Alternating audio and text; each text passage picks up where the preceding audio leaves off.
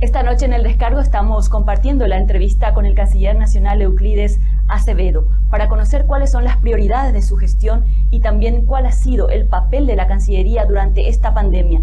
Si las vacunas que hemos recibido en donación, en la mayoría de los casos y los primeros que han llegado a Paraguay, fue producto de la gestión del Ministerio de Salud o trabajó en eso la Cancillería, las embajadas y los consulados.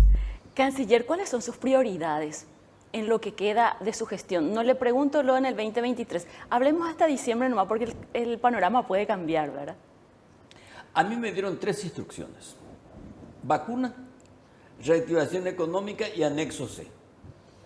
Creo que vacuna hemos cumplido acabadamente y debo aquí reconocer que hubo una conversión inteligente entre lo público y lo privado, un contrato, un convenio, un pacto que permitió que pudiéramos suplir las deficiencias de la imprevisión ante una urgencia como son los de las vacunas.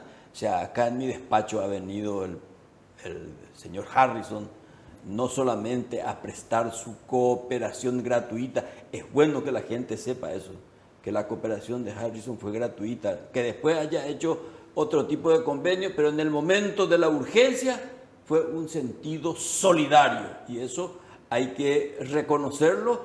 ¿Por qué? Primero, hay que ser grato, y segundo, está demostrado que cuando hay un buen pacto entre lo público y lo privado, el beneficiado es el ciudadano. Así mismo. La vacuna, vámonos resuelto.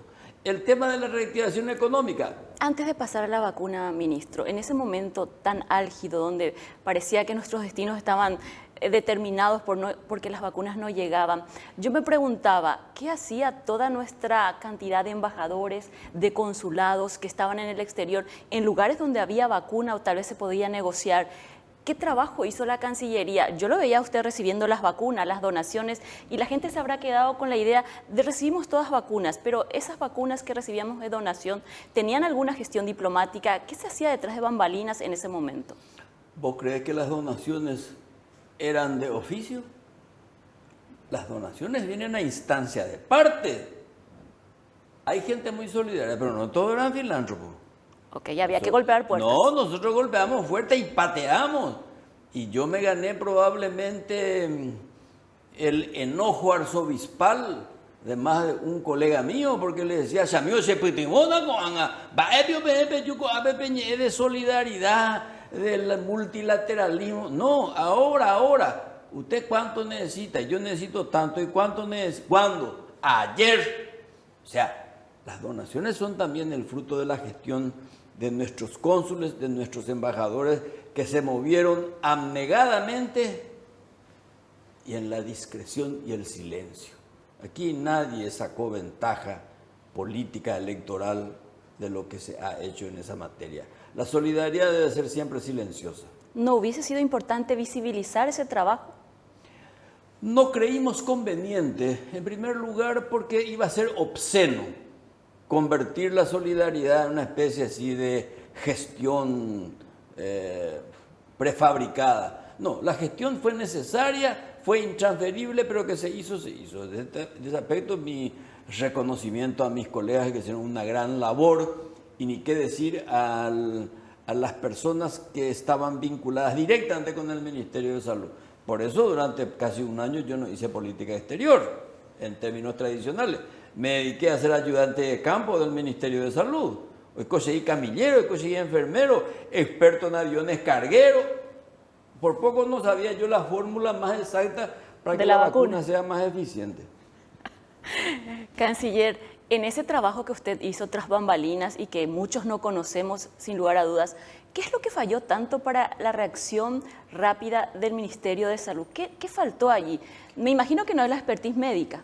No, acordate de que nadie en el mundo se preparó para esta pandemia, y nosotros menos. ¿Qué quiere decir eso? Que nuestro sistema sanitario no está preparado no solamente para la previsión, sino que no estaba preparado para una contingencia fatal como la que teníamos. Al contrario, sin embargo, se aprendió sobre la marcha.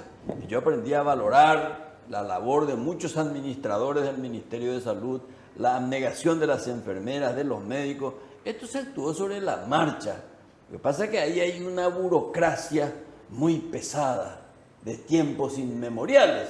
Entonces tuvimos que trabajar no solamente contra el reloj, sino contra el propio sistema que te empujaba a la anestesia. Pareciera que como fueran una especie de receta de reposo absoluto. Lo que teníamos que es dinamismo. Empujar. Muchas cosas hemos aprendido y estoy tentado hasta a escribir las cosas que hicimos, las cosas que vi y aún las que no vi y las sentí. Vamos a esperar, pero que no sea como Julio Mazzoleni, no me venda después. ¿Cómo? Que no sea como Julio Mazzoleni que me querés vender después. No, una cosa es vender y otra cosa es el relato histórico. Y el relato histórico tiene que ser descarnado y cierto. Y hay que poner sustantivo sujeto también. Claro. Pues de ahí va la predicado verbo, la predicado verbo a sustantivo sujeto, peor. La verbo sin sujeto y te voy y coy. Bueno, de todas maneras yo te quiero decir que fue una experiencia para mí altamente provechosa y yo me defino como un profesional del aprendizaje. Todo el día se aprende, alguna cosa hay para, todos los días. Todos los días se aprende. Y a la vuelta de la pausa, lo prometido, vamos a hablar con el canciller nacional sobre el anexo C de Itaipú, la renegociación de la deuda, si es que la deuda existe o no, y por supuesto, de la tarifa energética para lo que va del año 2022. Energía es el tema y el gran debate no solamente de este año, sino del siglo. ¿Tendrá a su cargo este gobierno la renegociación del anexo C o lo dejará para el próximo gobierno? De este tema lo hablamos con el canciller a la vuelta de la pausa.